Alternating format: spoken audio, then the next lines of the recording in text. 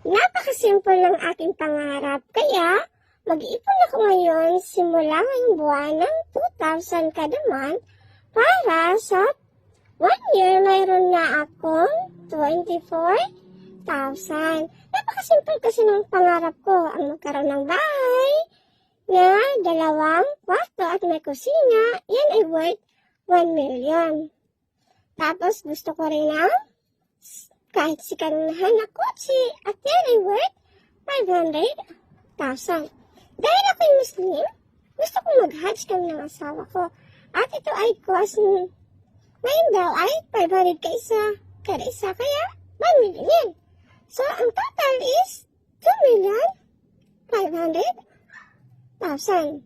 Kaya kung i-divide ko yung naipon ko, naku ba, makamit ko ito approximately in 104 years. Naku, ugod-ugod na ako. Kaya, kailangan kong taasan ang pangarap ko. Charot. That's all. Thank you.